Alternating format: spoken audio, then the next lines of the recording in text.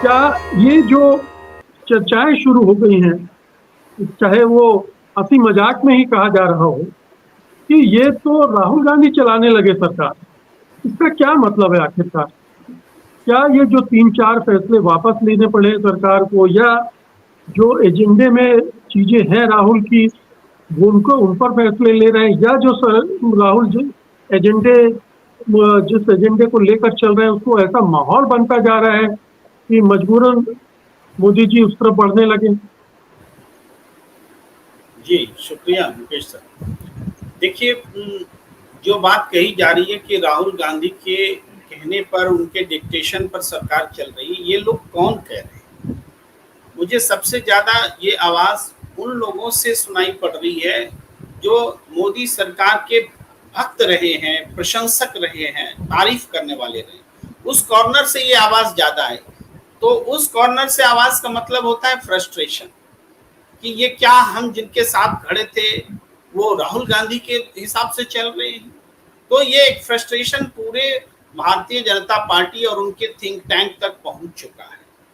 और इसका कारण एक तरह से हम कहते हैं, जिस विपक्ष के बारे में कहा जाता था कि विपक्ष है ही नहीं, ताकत ही नहीं है, ज्यादा समय नहीं, 1 साल 1.5 साल पहले की बात थी, कहा जाता था। और अब ये कहा जा रहा है कि नहीं, अपोजिशन डिक्टेट कर रहा है और अपोजिशन के लीडरशिप राहुल गांधी के हाथ में है मोटे तौर पर, तो वो डिक्टेट करते नजर आ रहे हैं। अभी ताजा मामला जो यूपीएस का है, इससे बात को उठाती।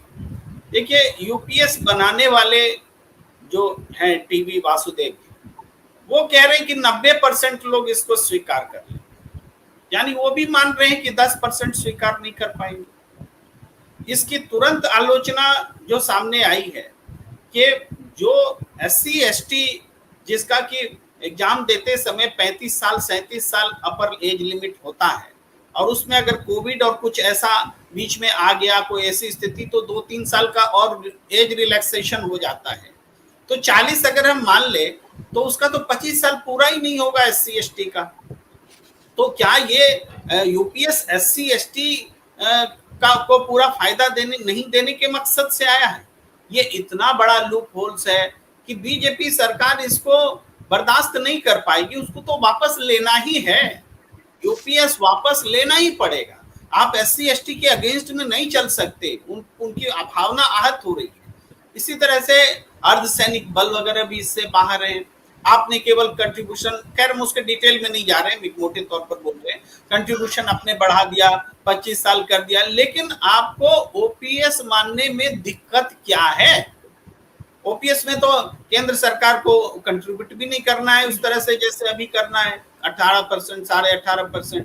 तो क्या दिक्कत है? इसी में है कि जो लोग बना रहे हैं यूपीएस, वो स्वयं ओपीएस का फायदा ले रहे हैं। आज भी ओल्ड पेंशन स्कीम का फायदा लेते हैं, वो एनपीएस पे नहीं गए कभी। सारे बड़े बड़े ब्यूरोक्रेट्स का रिकॉर्ड निकाल के देखें। प्रेम जी, ये एक अलग बहस है, ये एक अलग बहस है कि यूपीएस ठीक है या नहीं है, या ओपीएस में ही वापस लौटेगी सरकार। ये लौटना पड़ेगा, ये सवाल ही इस सरकार की